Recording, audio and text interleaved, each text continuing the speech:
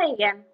Like I said earlier, I have a little bit of a rant. I don't know how long this is going to be. I only have 3 note cards of notes, so I don't know why they're sticking together now.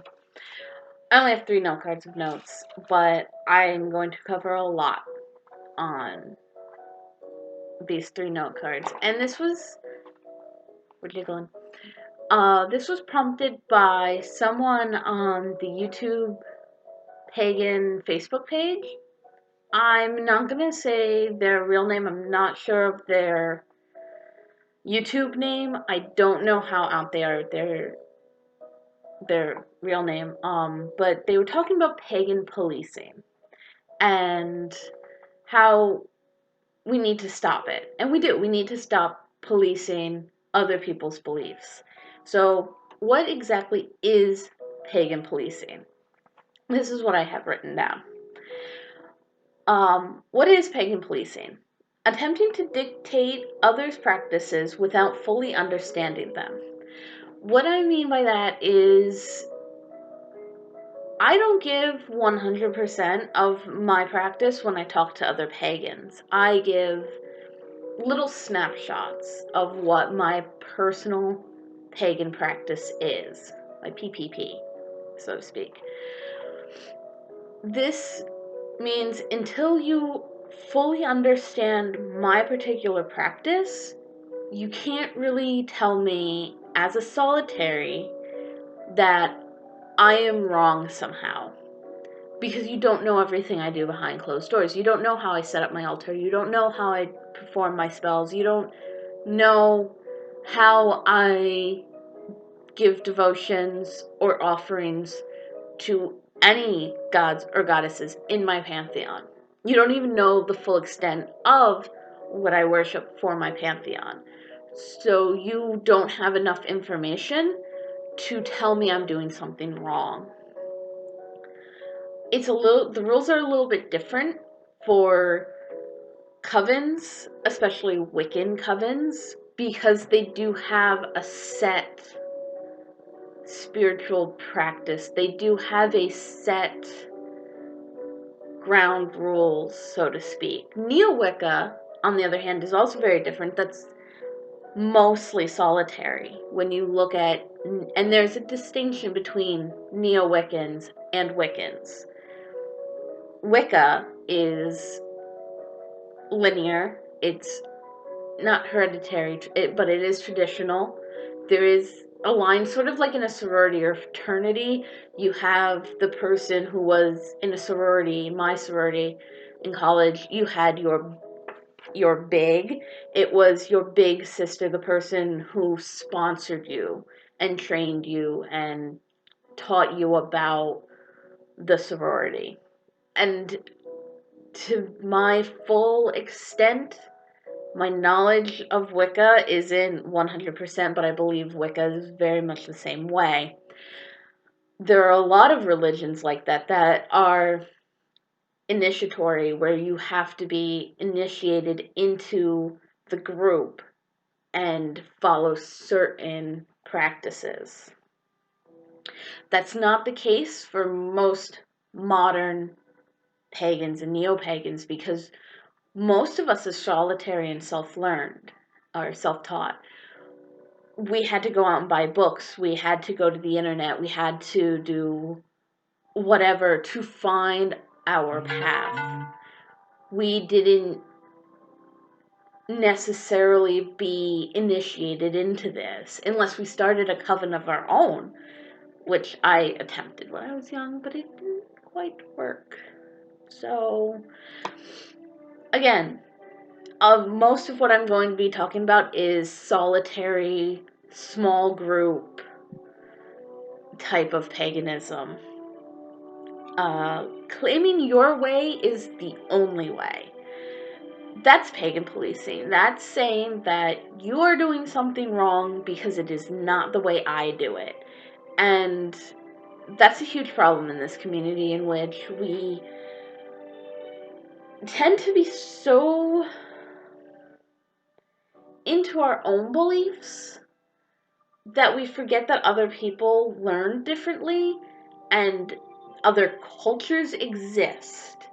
Most modern paganism is based on European, Celtic, Nordic, which have a set group of standards and set meanings for different things. But not every culture will have the same meanings for the same things. So that's something that we need to keep in mind, because we can't say that, okay, white, for example, the color white in many East Asian traditions is the color of mourning, whereas in the West, black is the color of mourning. We can't say to somebody who's, Asian, East Asian, following their tradition, wearing white as mourning, that they're wrong, because it's not ours. Ours is different. Theirs is different. It doesn't make it any less valid. That's the point that needs to stay in our minds.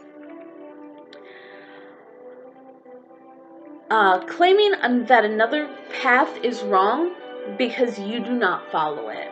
Again, my personal tradition is very heavily influenced by Roman traditional magic and Roman traditional gods and goddesses.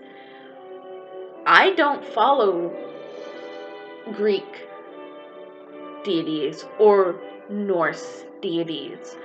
Therefore, I don't use runes. I don't use the alphabet. I can't remember the name of the alphabet, because it's not what I follow. It's not my path. But that doesn't mean to say that somebody who is Norse, who does follow the Norse path, is wrong, because it's just not my path. And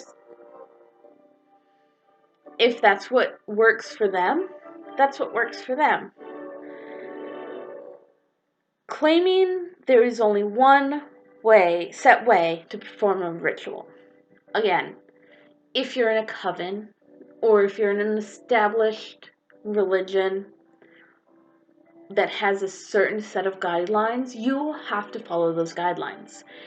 If you are Christian, for example, and you want to go to Mass, you have to follow what the other people in that church are doing.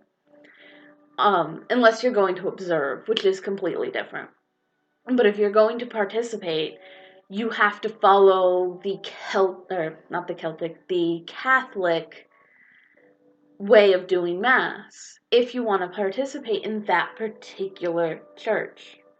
Same thing if you want to go to an open circle for a Wiccan group. They have a set way of casting the circle and calling the quarters and doing everything, and you have to follow it because you're a guest and that's their tradition. If you're doing something at home, I do not cast a circle in a Wiccan way. I do not cast or call quarters in a Wiccan way. It's not my path. It's a different path. It's a valid path. It is not my path. So I do things a little bit different. How is pagan policing different from sharing an opinion? Sharing an opinion opens up a dialogue, and I think that's the most important thing. I don't believe in, but I do not mix religions. If a religion is a fully thought out idea, and it has a history, and it has a linear path, and we're not trying to reconstruct it, I don't bring it into my practice.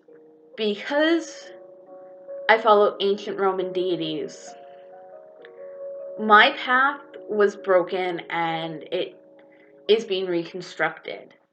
So a lot of what is what I'm learning is from actual history courses, and I'm trying to piece it back together for a modern world. Christianity, Hinduism, Buddhism, these are all established religions that have unbroken lines of tradition, of practice, and you have to do them a certain way. So in my opinion, mixing them with modern paganism feels disingenuous. Now that's my opinion.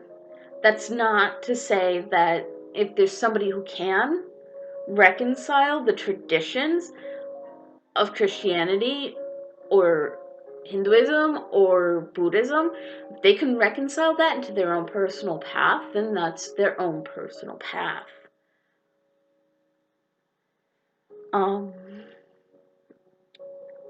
You are not claiming your opinion is fact. Unless you have an actual fact that backs up your opinion is not fact. For instance, I'm trying to think of a really good one that's based in my path or in the Greek tradition. Okay. In my opinion, I like to draw... Okay, this is going to sound really weird, but I draw penises on my bread when I bake it as part of my religion. In Greek and Roman households, they had penises on the bread oven because it helped the bread rise. So there's an opinion of a little bit of fertility magic that I do that is backed up with historical facts, which is one of my favorite facts, because an erect penis helps the bread rise, because that's how the Greeks and the Romans were. But I'm not saying that as a fact. There's a historical fact that Greeks and Romans put penises on bread ovens that I'm transitioning into an opinion. The words I think or in my opinion are stated or implied, which is important because a lot of people go off on rants in which it's all their opinion, and that's fine, but they try to present it as fact, as you can or you cannot do this, when you can.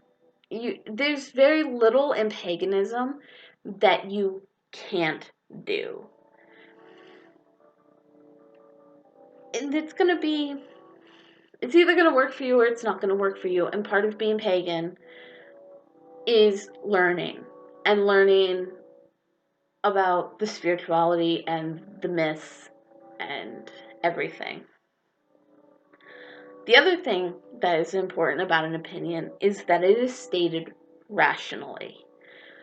This isn't as important, but because it does start to get into tone policing, and there is a time and a place for anger and frustration, and there's a time and a place to release that. However, if you want to state an opinion and start a dialogue, which was my first point, is to start a dialogue, you have to remain calm and rational, especially if you're planning on trying to teach people what you believe is the proper way to do something.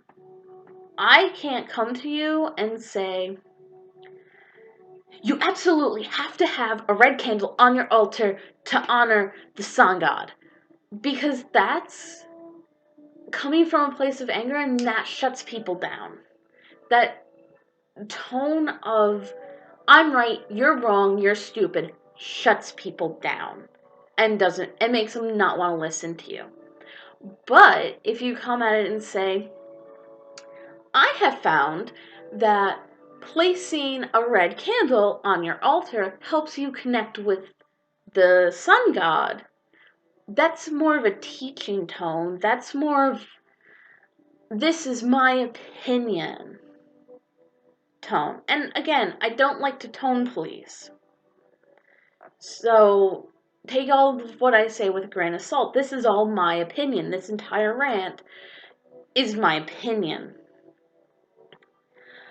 Some general thoughts on things. Again, this whole section is my opinion on tools, because I've seen people say you can only have one of each tool, or you need to have each tool. Well, here's the wand that I have. I bought this wand. I think it was like $20, maybe a little more, maybe 25. It's wrapped in leather. It's got purple stones that I can no longer remember what they are. And I use it. I use it for quite a few different rituals. Then I have this wand, which my uncle made for me. It has a quartz crystal point. It's wrapped in leather. It's a stick that he found, it looks like, in his backyard. It has crystal quartz. I think, it's hard to tell in this light, lapis, I think, garnet, and another garnet on the bottom. The thing about this wand is that it works so well for me because both my uncle and I are January babies. Our birthstone is garnet, so it works really well. And this would probably work really well to direct his energy as well. Again, because he made it, and he made it specifically for me. I don't have any kind of athame, however you want to say it. I don't use it. If I need to cut something during my ritual, I grab a knife that I know is sharp from my kitchen, because it'll work. It doesn't need to be, for me, it doesn't need to be a ritual item. The same thing with a chalice. If I need to hold liquid, a non-poisonous liquid like water or wine or whatever, I use what I have available. I have used in the past my little teapot. This was made for me by a very, very close friend of mine. She custom made it. It's quite adorable. It's very little. As you can see, it fits pretty nicely in my hand. And I've used this in a ritual, and it's worked perfectly fine. And this is what works for me. And if it doesn't work for you and you want to have dedicated tools, go for it. I'm not in any position to tell you that it's not going to work for you. And no, neither is anybody else. To say that you have to have dedicated tools, to me, sounds pretty elitist. Because not everyone can go out and buy or make the tools they need, especially with knives. Not everyone can make a knife. Not everyone can go out and buy a knife. Not everyone has found a knife that they want for an athame. I don't even know if I'm pronouncing that right. If I'm not pronouncing that right, tell me in the comments, because I don't use it, so I don't know. Balance and personal balance. I see this come up a lot, especially towards women who don't have a connection with a god. Coming from a Christian background, from a Roman Catholic background, at that, I very much lost touch with a male deity for a very long time. It was very traumatizing to be told some of the things I was told by clergy in the Catholic Church. Was it a nun who told me? I think it was a nun who told me that women aren't allowed to be priests because we're not worthy, because we're full of sin. We could be nuns, which when I was in 3rd grade, I wanted to be a nun. I wanted to be a Roman Catholic nun. So, there's that. And that's telling a 3rd grader that they're not worthy because they're full of sin adds a lot of that happy Roman Catholic guilt right in the soul. So I got very disillusioned, and I grew very far away from a male God figure. So finding Vesta and working with Vesta for so long, it's been difficult to bring a male deity in, just because I've been so closed off from traumas from a male-dominated God religion. That's not to say that I'm not going to. You don't have to have a patron god and goddess. Like, you can have one or the other. You can have neither and just have a pantheon of deities that you work with. And I think the most important thing to gain from all of this is not, this is how I wrote it. Like, I don't think it can be seen. Do not claim to understand another's personal relationship with deity. I was so angry about that, I didn't even finish understand. My personal relationship with my deity is exactly that. It is my personal relationship with deity. My relationship with Vesta is my personal relationship with Vesta. And it's not going to be like another devotee of Vesta's relationship with her, because every god, or any god, can call any person in any way. So, we kind of have to just agree to disagree on that point. There's no right or wrong way to be a pagan, because pagan is so diverse and so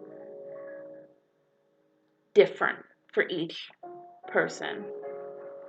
So by saying that you're wrong, saying you're wrong to another pagan is incredibly disrespectful to that pagan and to that pagan's gods and goddesses. For example, my whole religion, my whole practice is based around magic.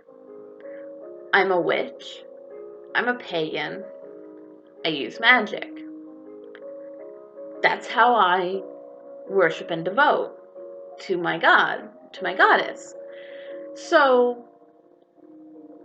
if somebody doesn't use magic, that's their own personal preference, and they don't have to use magic. But for me to go and say, you're being a pagan wrong because you're not using magic, is so disrespectful. And there's nuance to this that I can't get through in even the 24 minutes that I've been doing this, that I've been talking at you. But there needs to be a constant dialogue, and there needs to be a constant reminder that we have personal, unverified pagan narcissists. I can't remember how to say that word. But we have personal knowledge that's unverified by anybody else, but it's between you and your deity. And if your deity tells you to wear pink on Wednesdays, wear pink on Wednesdays. Who am I to tell you that that didn't happen? I'm not. If your deity wants you to burn, let's see, sandalwood every day, that's the incense they want, then burn sandalwood.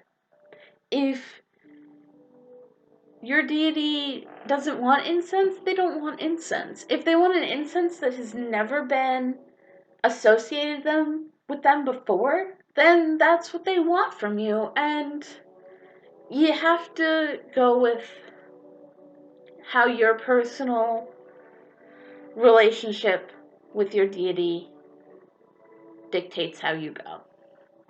I guess that came out a little funky, but... And I guess that's my rant on pagan policing and trying to tell people, especially solitaries, what they can and cannot do, because I don't buy it. I don't buy that there's one universal pagan path. I don't buy that there's only a handful of ways to do it. So,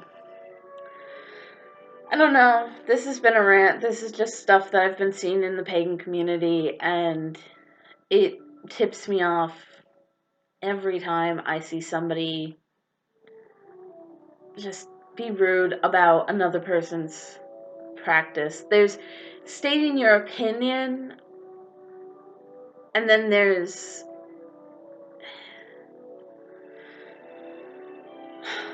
like I said, it's nuanced, and it's hard to boil all down to one particular thing, because